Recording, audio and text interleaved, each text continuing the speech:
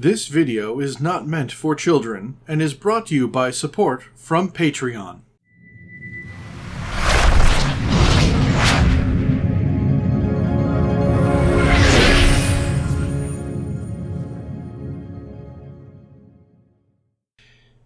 Hello, and welcome back. I am Maester Aelix, and this is Stellaris Empires.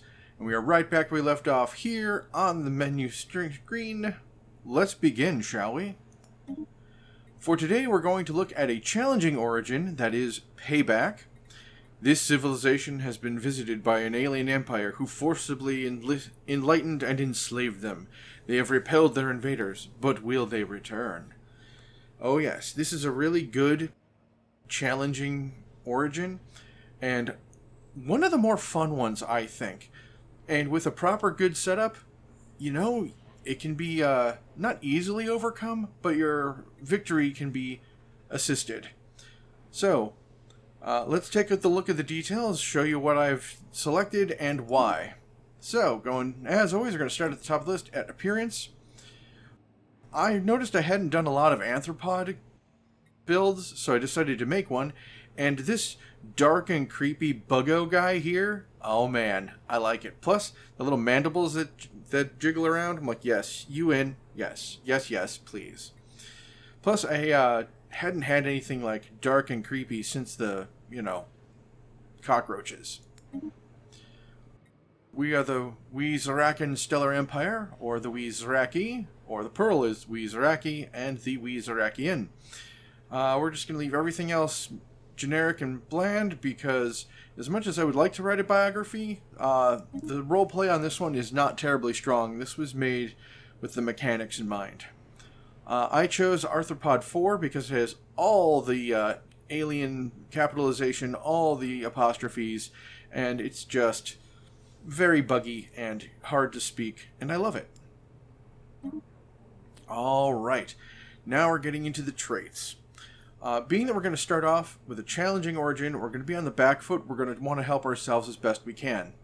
We are conservationalist, so our upkeep our consumer goods are reduced.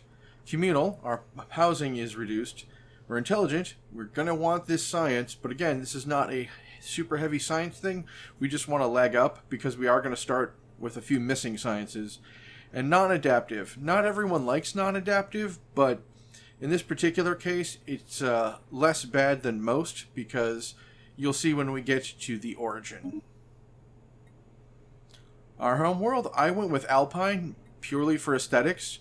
The look here is just, I think, a great look. Focusing in right there. Our homeworld is Vroxka, and the star name is the Verveur. And I really like it. Starting solar system can be random. Alright. I chose room 9 because it has these shackles in the back, and in this particular case, my mentality is, oh no, they keep those around to remind themselves to not be enslaved again.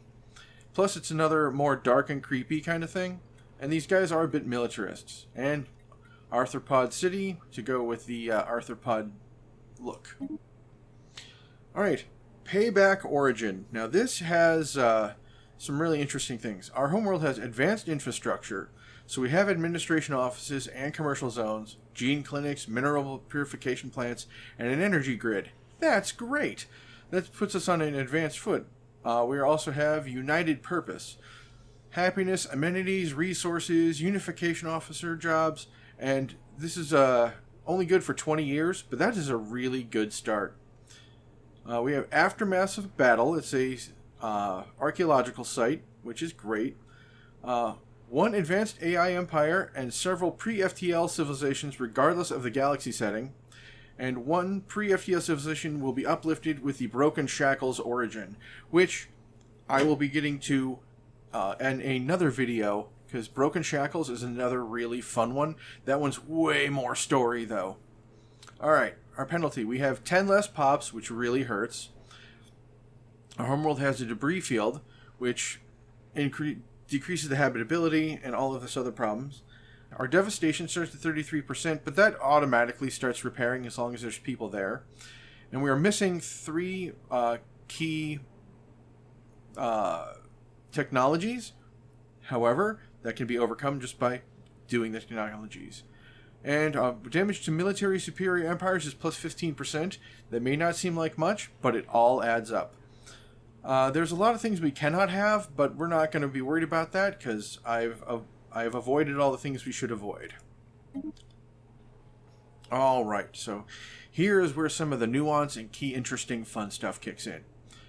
I went with Fanatic Xenophile, not only to help unify the people, but because of all those pre-FTL civilizations, we gain 100% more insights from observing pre-FTL civilizations, and trade value plus 20%, and additional envoys, because we're friendly. However, we are militarist. We can use the no retreat war doctrine. Claim influence cost is down 10%, and the ship fire rate is up 10%.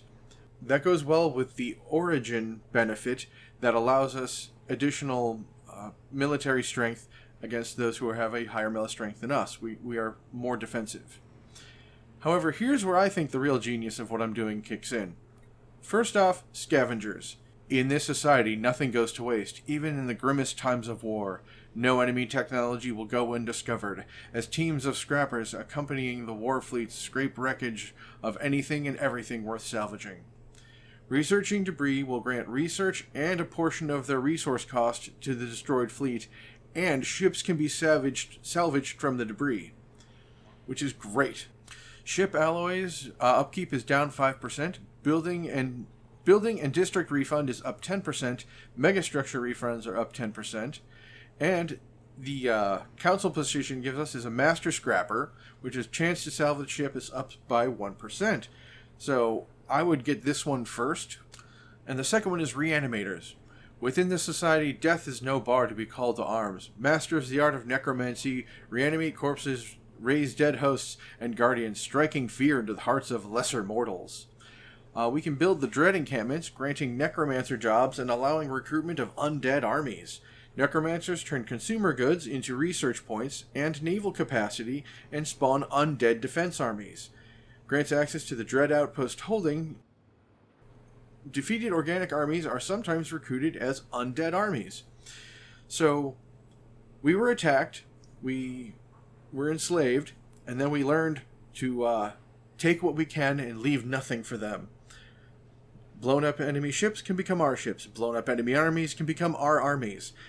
And our necromancers have all these benefits. Consumer goods, which we have a reduction on, become research, which we need, and naval capacity, and undead defense armies. This is a really good, flavorful combo. Scavengers, reanimators, and this origin of Payback. It is... I see the synergies running strong. Throw in a little bit of militarist, we go even more hard into war, use those FTL things we find, pre-FTL groups we find, and things are just fantastic. Alright, we are a xenophile. I may be an artificial intelligence, but I share your enthusiasm for seeking out fellow organic intelligences among the stars. And I find it hilarious with this dark and creepy reanimator like, raise the corpses. Oh, hi, are you a new friend? Empire name, the Weezrakan Imperium, which is beautiful. With this flag, I've always been a fan of black and yellow as a color scheme, and this guy has this, so I went full into it. And the hooked star thing that's in the center is, to me, the cycle of life.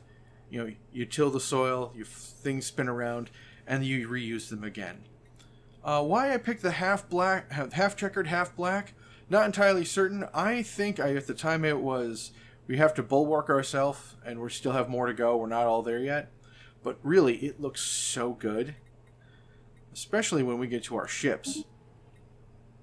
So the arthropod ships are good. However, can't really see it here. But later, when we get the coloring more obvious, here it is. This is a good one. You got the yellow lights and then the dark recesses. It adds that creepy vibe, but the rounded edges keeps us with that like friendly to Xenos thing. Except for, this is our Colossus, so don't worry about that. But yeah. There's our Corvette, our frigate. Yeah. Beautiful things. Alright. I went with a random name. Wasn't feeling all that creative. Here's how we sound to others. We're friendly, I swear. And color variant 5 to match the black and gold and the dark room colors. All in all, these guys are really fun to play. Alright, took Principled. Our stability help. Because we start with Devastation, having a ruler that has additional stability at the start is very handy. It's not a whole lot, but it does help. And later, when this person eventually grows old and dies, we won't need it as badly because we'll have passed time and gotten past that devastation at the start. So for those who want a challenging origin that's not so easily overcome like the last one, this is another good one because there is an advanced AI empire out there that is specifically, looking to cause you trouble.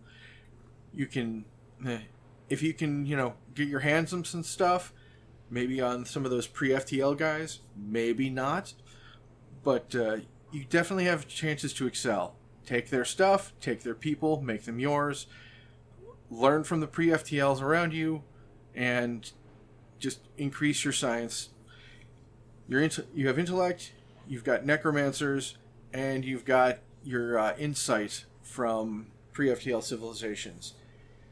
This is fun, and when it comes to war, you have a great deal of war. But let's go into the game and take a look-see at some of our other choices we can make. We had a deal. When the visitors from the stars revealed themselves, they'd offer us a fair contract, technological enlightenment to be repaid in installments. Within a generation, our planet was transformed into so-called advanced civilization. Then we read the fine print. To repay our debt, they insisted we work for them on an infinite term. With our leadership protested, the outsiders turned violent. We fought back. We won, though barely, and only after suffering sizable losses. Now our scientists have finally reverse-engineered the secrets of FTL travel from the ships we destroyed. It's a big galaxy out there, but sooner or later we're sure to meet our benefactors again. In fact, we're looking forward to it. It's time to get some payback. Yes! Oh, I love that just assertive forward feeling. And this Payback can be really fun if you let it. And I suggest everyone at least try it once. You may not succeed because it is challenging, but enjoy yourself while you can. Alright, so we've gotten enough Unity to get our first traditions. I always like Discovery first because more science is more better. However, these guys being militaristic, there's some other options you may want to look into first. Namely, Enmity, if we want to pick a lot of people to choose as our rivals. There's also Supremacy, to be more forwardly aggressive. Unyielding, to be defensive. And one I would want to pick up, but not necessarily first, is Subterfuge, because Spycraft can really help if done well. That's one of those ones, however, that I've never personally gotten down just right. So it's up to you how you want to do that. As far as advanced ones goes, all of the advanced ones can work for you. I lean more towards genetics for these guys. However, if that's not your bag, pick your favorites. All of 4 are really good, just a matter of how you apply them.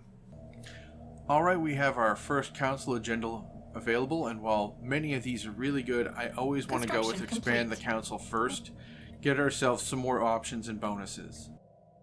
Alright, now that we have our first tradition finished, we're going to look into the Ascension perks.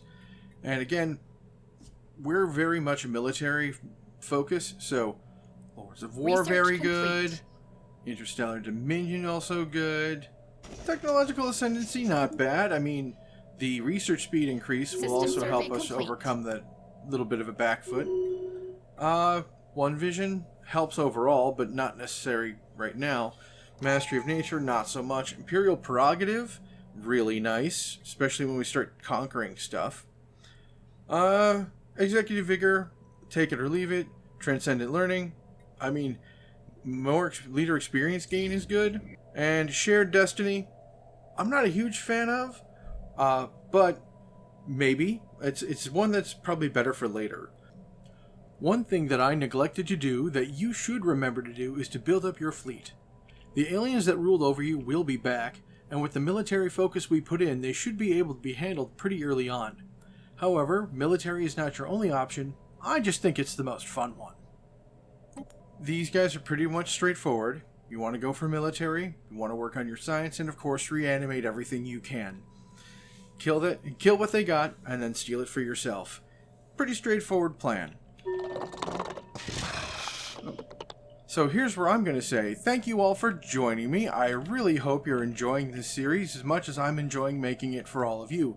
If you do, you know what to do, and that's to like, comment, watch 3 or 4 more of these videos, and of course subscribe. It's a little click for you, but a really big deal for me, and I greatly appreciate everyone who does.